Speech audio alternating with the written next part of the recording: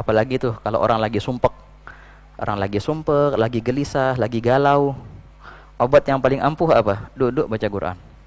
Untuk menguatkan keyakinan adalah sering-sering kita membaca, mendengarkan ayat suci Al-Quran, wahakadha. Kalau mata itu bisa kuat dengan beberapa vitamin, ya. Dulu di zaman Nabi Muhammad SAW, Rasulullah itu sering kali, bahkan hampir tiap malam pakai kuhl. Kuhl kalau bahasa kita apa? Celak mata. Ketika bertambah keyakinannya, maka bertambahlah ketenangan bahwasanya Allah Ta'ala akan melaksanakan janji-janjinya. Wahakata. Dia enggak meragu lagi terhadap janji-janji itu. Kenapa Allah Ta'ala biarkan mereka seperti itu? Nah begitu. Kenapa Allah Ta'ala biarkan muslimin di Palestina seperti itu? Apa salah mereka? Bahkan sebagian berkata, di mana peran Allah? Sampai segitunya, ikhwan.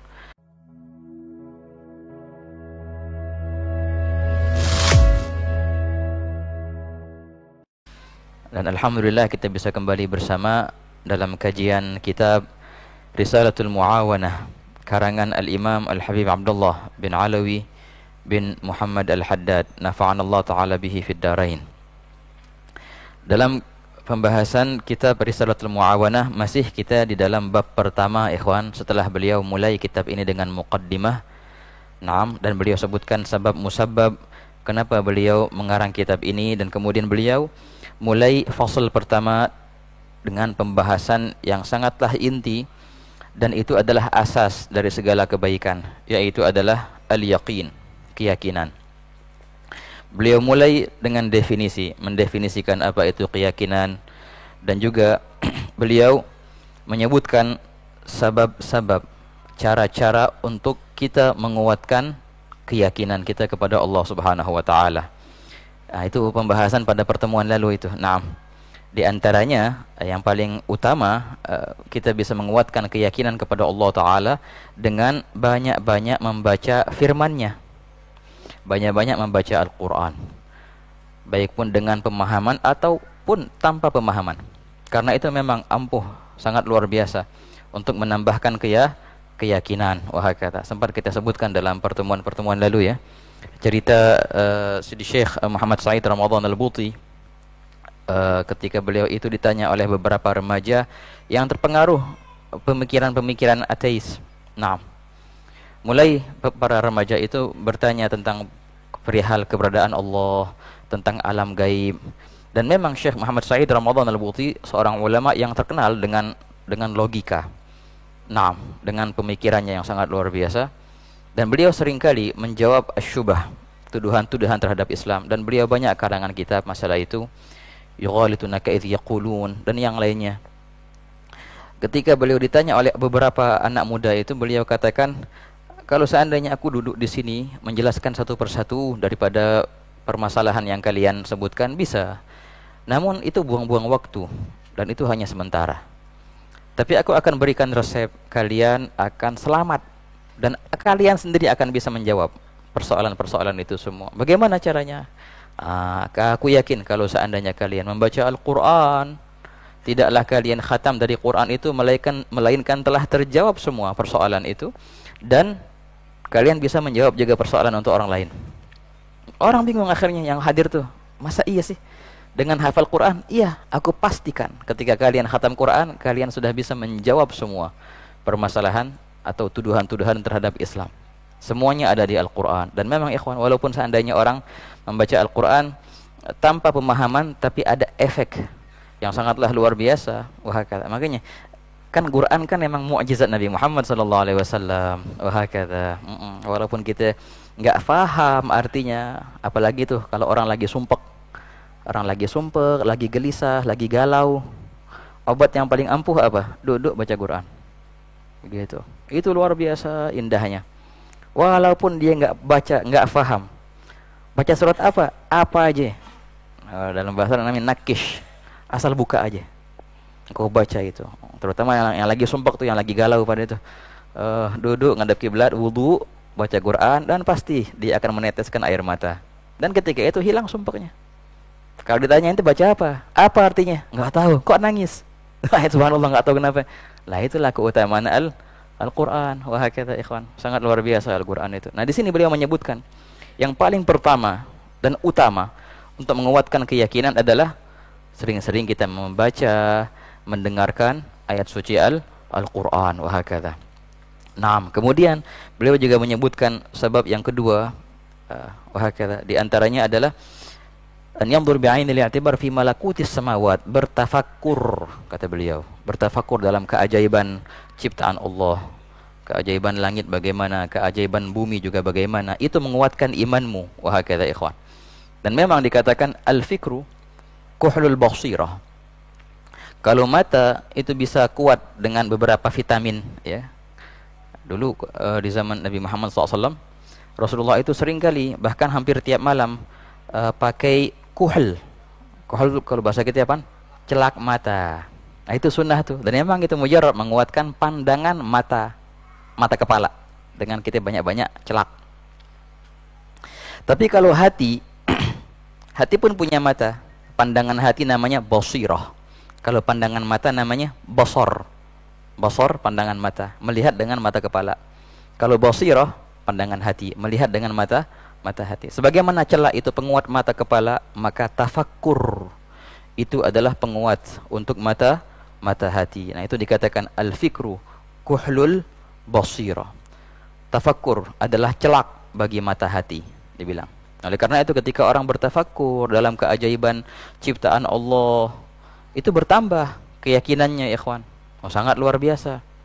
Lihat bagaimana berubahnya silih bergantinya siang dan malam.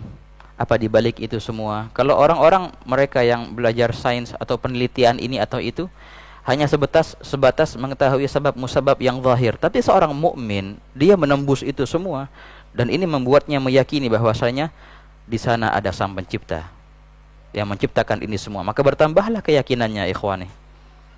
Al-Imam Ghazali itu luar biasa. Dalam kitab Ihya Ulumuddin, ya, beliau sampai menyebutkan bab gitu, al-hikmah fi makhluqatillah. Beliau berusaha untuk menuntun kita mempelajari hikmah-hikmah di balik ciptaan Allah Subhanahu wa taala. Sampai-sampai beliau itu sebutkan buah apa namanya itu?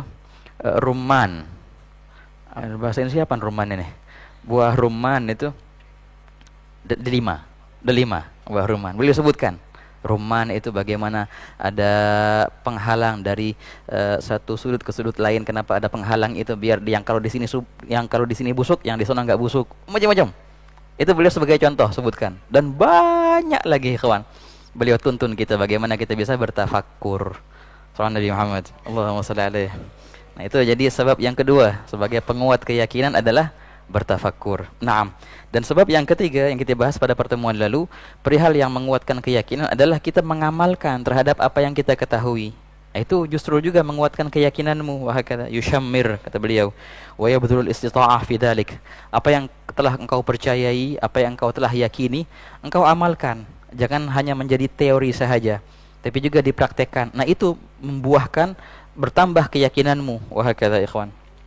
Walladzina jahadu fina lanahdiyannahum subulana. Mereka yang bermujahadah di jalan kami, maka kami akan perlihatkan kepada mereka jalan menuju kami. Kata lanahdiyannahum subulana. Nah, sekarang ikhwani, di pembahasan setelahnya, setelah beliau menyebutkan beberapa, beliau sebutkan di sini tiga sebab musabab untuk bisa menguatkan keyakinan. Pembahasan sekarang dalam alinea berikutnya ini luar biasa ini, dan sangat dalam ibarah Imam Haddad di bab ini. Kita akan bahas saat ini adalah thamaratul yaqin. Thamaratul yaqin, hasil daripada keyakinan, buah daripada keyakinan. Tatkala seorang mempunyai keyakinan yang kuat, maka apa yang ia dapatkan? Apakah dia sama dengan orang yang tidak kuat yakinnya? Oh, berbeda. Apa perbedaannya? Nah, ini ikhwan, ketika yakin itu bertambah dan yakin itu kuat, maka itu akan membuahkan, menghasilkan perkara yang akan disebutkan oleh beliau di sini. Qala al-musannif rahimahullah ta'ala wa nafa'ana bih.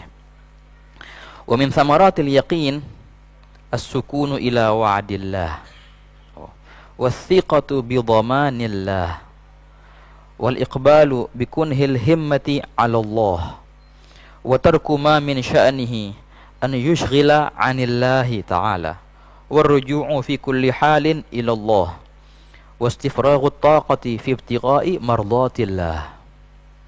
Beliau berkata, di antara buah atau hasil keyakinan adalah as-sukun.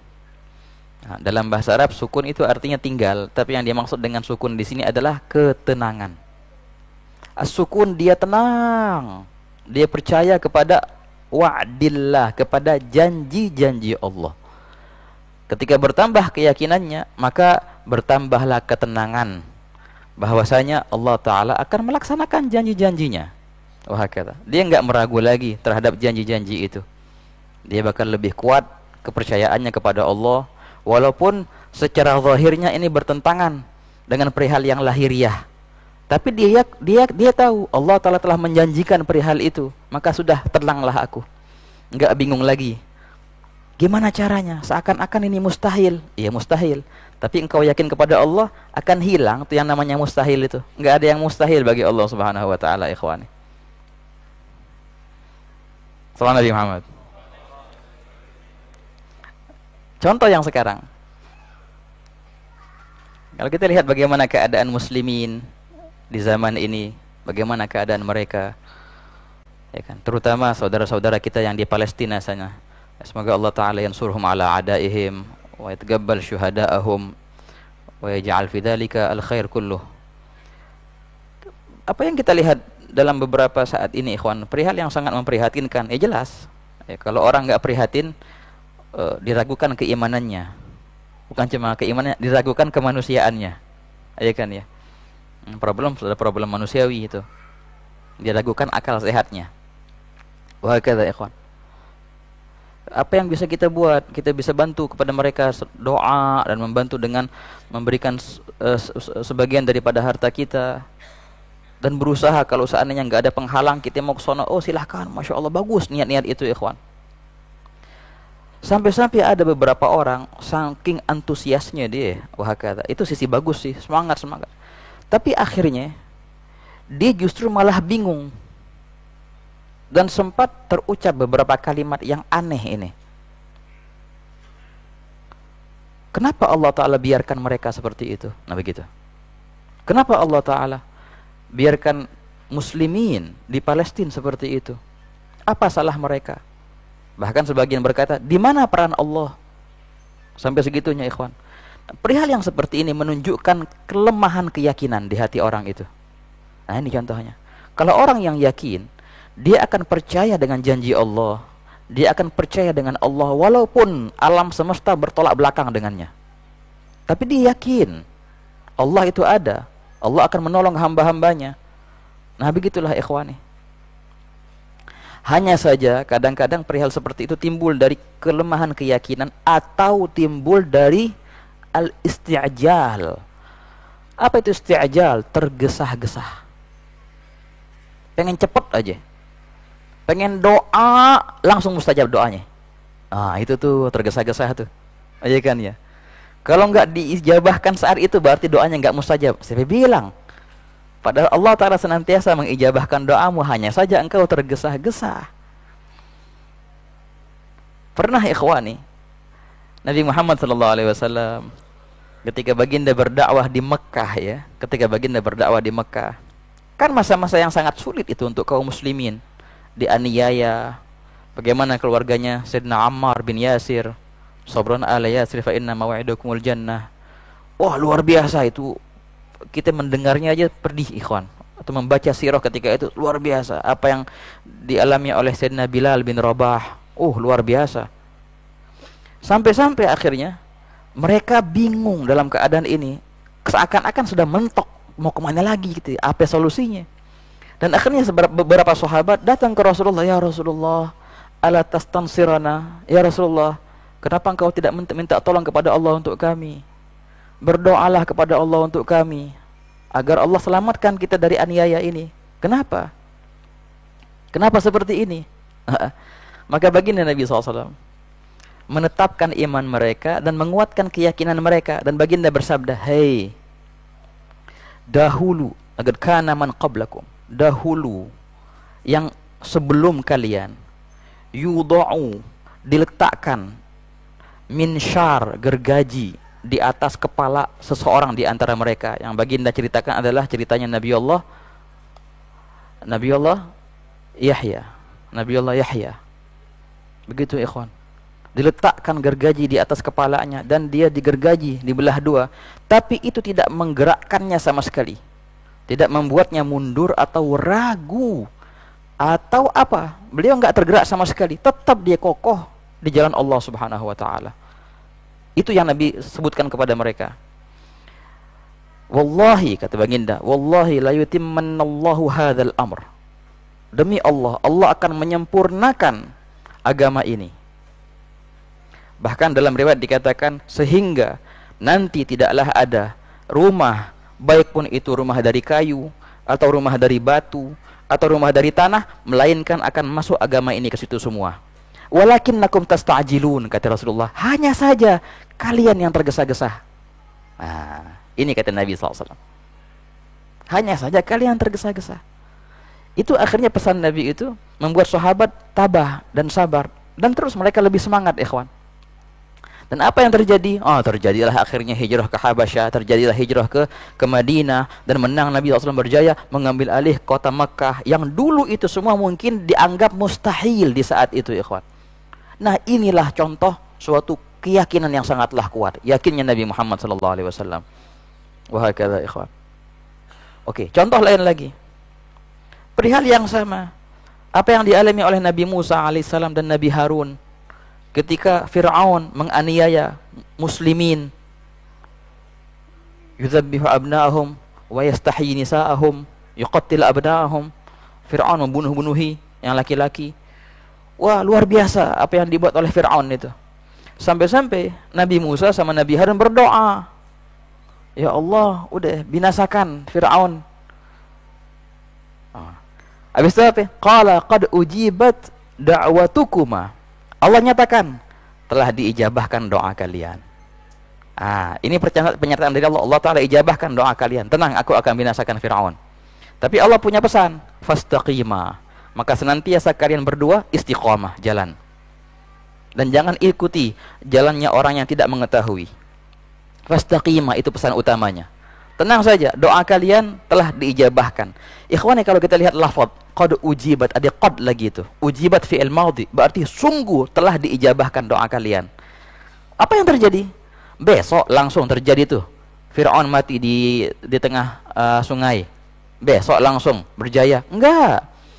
Dari pernyataan Allah qad ujibat da'watukuma, setelah Nabi Musa dan Nabi Harun berdoa, dan Allah nyatakan doa kalian mustajab, sampai binasanya Fir'aun 40 tahun. 40 tahun masanya, ikhwan. Padahal Allah sudah menyatakan doa kalian mustajab. Kapan matinya Fir'aun? 40 tahun kemudian baru mati Fir'aun. Tapi padahal itu doa Allah nyatakan sudah mustajab doa kalian 40 tahun sebelum kematian Fir'aun. Nah, ini contoh Salam Nabi Muhammad. Allahumma salli alaihi. Nah, kadang-kadang kita ini memang tergesa-gesa, ikhwani. Itulah muskilahnya kita ya. Tergesa-gesa, buru-buru. Pengen serba cepat, instan. Makanya dibilang yang instan itu cepat jadi, cepat ngilangnya juga. Justru yang dibuat dengan perlahan-lahan, dengan satu persatu, step by step, itu biasanya yang kokoh. Wahakala. Apa yang dibuat dengan cepat, maka akan hilang juga dengan cepat. Itu dikatakan la ilaha illallah. Nah, orang kalau yakinnya ada, dia akan tenang dengan janji-janjinya Allah.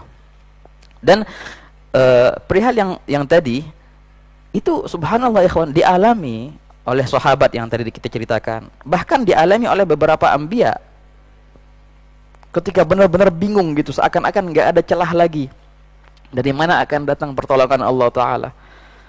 Sampai Allah Ta'ala ceritakan di Al-Quran, hatta yaqula rasul, sehingga sang rasul berkata, dan juga orang-orang yang beriman berkata, mata nasrullah, kapan pertolongan Allah akan datang? Itu tuh. Maka Allah nyatakan, ala inna nasrullahi qarib. Pertolongan Allah sangatlah dekat, sangatlah dekat. Nah, begini ikhwan, kata ulamanya. Nah, itu dia tuh. Kadang-kadang kita berdoa kepada Allah, tapi masih mengharap kepada yang lain. Begitu. Itu tuh penyakitnya itu. selagi masih mengharap ke yang lain, maka Allah biarkan engkau dan harapanmu. Oh coba deh, udah andalin tuh, andalanmu itu. Sampai mentok dan sudah putus asa dari semua, baru kita benar-benar mengandalkan Allah Ta'ala. Ketika itu Allah bukakan. Seakan-akan Allah berkata, kenapa nggak dari awal? Kenapa baru sekarang engkau mengandalkanku? Kalau seandainya engkau dari awal mengandalkanku, dari awal aku bukakan. Tapi itu dia, Allah Ta'ala kasih kita pelajaran. Jangan lagi lah mengandalkan makhluk, jangan lagi mengandalkan selain Allah, andalkanlah Allah Subhanahu wa Ta'ala. Wahakadha ikhwani. Jadi inilah samaratul yaqin, ya. Di antara buahnya keyakinan adalah seorang itu akan tenang dengan janji-janji Allah, ikhwan, ya. Tenang saja, ikhwan. Bagaimana contohnya masalah Palestina? Ada betul banyak riwayat dan panjang lebar kalau kita bahas masalah tanda-tanda akhir zaman, ada pembahasannya sama beberapa ulama yang di sini, ya. Wahakadha. Dibahas tanda-tanda akhir zaman. Dan apakah Nabi pernah menceritakan tentang Masjidil Aqsa? Banyak dan berkali-kali, banyak lagi, ya, banyak kali hadisnya, ikhwan. Dalam hadis, suatu hadis baginda bersabda akan terjadi perperangan besar antara kalian dan kaum Yahud. Baginda bersabda dalam hadis itu, kalian berada di timur sungai Urdun, Nahrul Urdun kalau bahasa lafaz hadisnya, dan mereka berada di barat sungai Nahrul Urdun. Itu sahabat dulu bingung, apaan tuh Urdun? Dulu nggak ada tuh kalimat Urdun, apa artinya Urdun? Nahar ya sungai, Nahrul Urdun, mungkin nama sungai kali Nahar Urdun tuh. Tahu-taunya Urdun itu apa, ikhwan? Urdun ada sekarang, Urdun nama negara kalau sekarang, Jordania. Nah itu Urdun itu. Dan adakah Nahar? Ada, sangat jelas. Nahrul Urdun itu pecahan dari danau Tiberias, pecahan dari danau Qabariyah itu. Bener jelas banget, sudah jelas tuh naharnya. Dulu sahabat bingung, apa itu nahar? Nah sekarang ada jelas di depan kita Nahar Urdun. Jadi nggak lama lagi.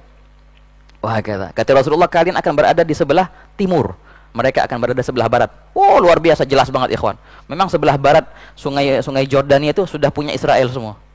Sudah dijajah oleh Israel, punya Palestina. Tapi dijajah. Tapi sebelah timurnya, nah ini nih yang masih dalam kekuasaan Jordania, sebagian juga masuk Syria. Akan ada itu nanti, ikhwani. Soal Nabi Muhammad.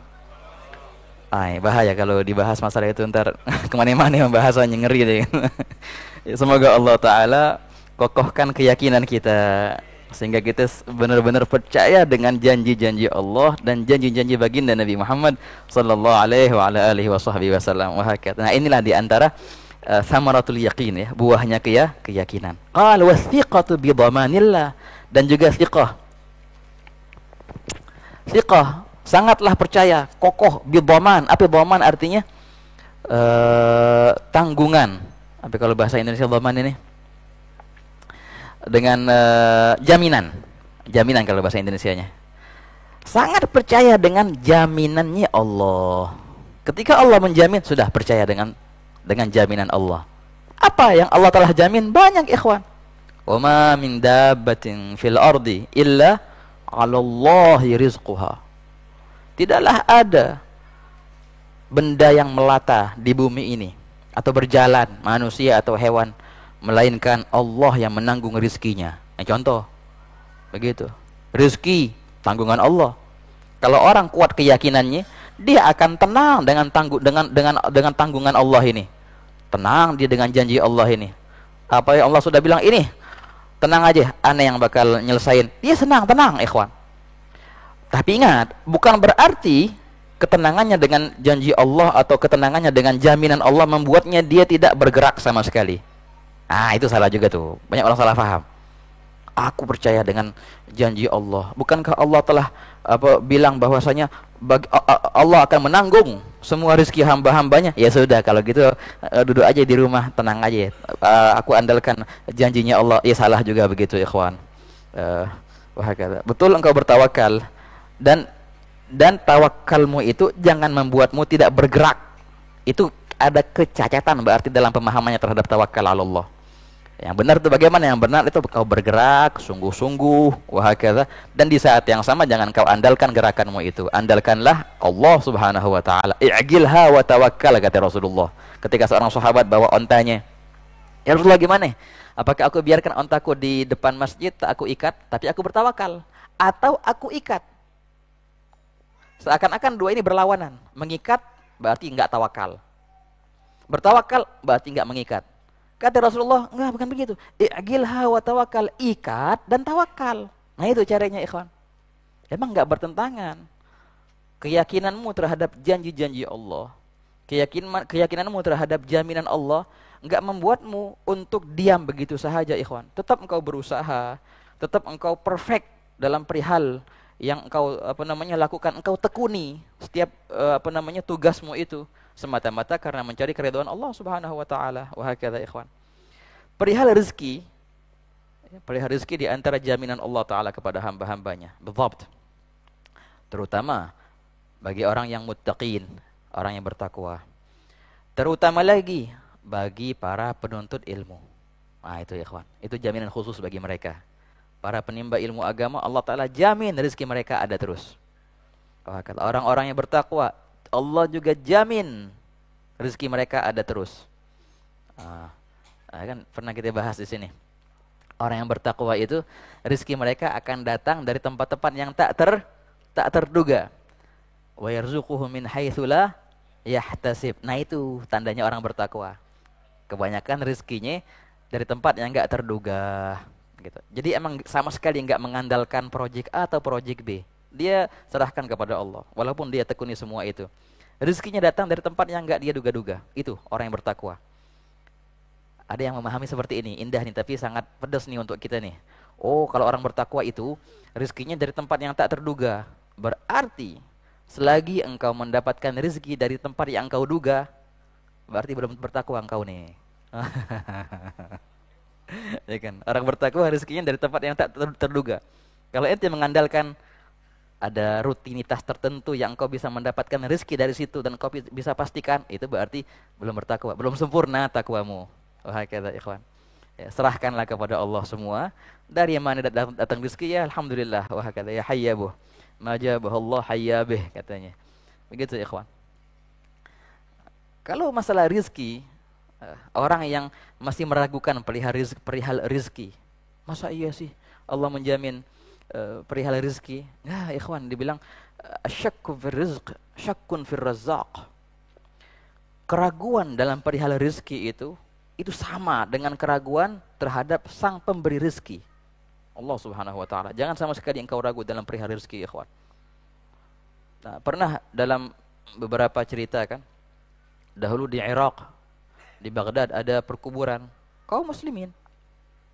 Maka ada seorang ulama, dalam riwayat Sayyidina Hasan al-Basri, dalam riwayat juga Ma'ruf al-Karhi, bertanya kepada petugas kuburan yang biasa gali kuburan. Kalau di sana di Arab biasanya itu ditumpuk ya. Nah, gitu. Bagaimana kau mendapatkan kuburan yang di sini? Maka si petugas kuburan itu berkata, sungguh wahai imam, dari 100 yang aku kubur, aku mendapatkan 99-nya ketika aku gali kembali sudah kebalik badannya, enggak ngadep kiblat lagi. Kok bisa? Itu diantara tanda azab kubur. Padahal pas dikuburin dia ngadep kiblat nih. Pas dibongkar lagi udah kebalik, ngadep ke belakang.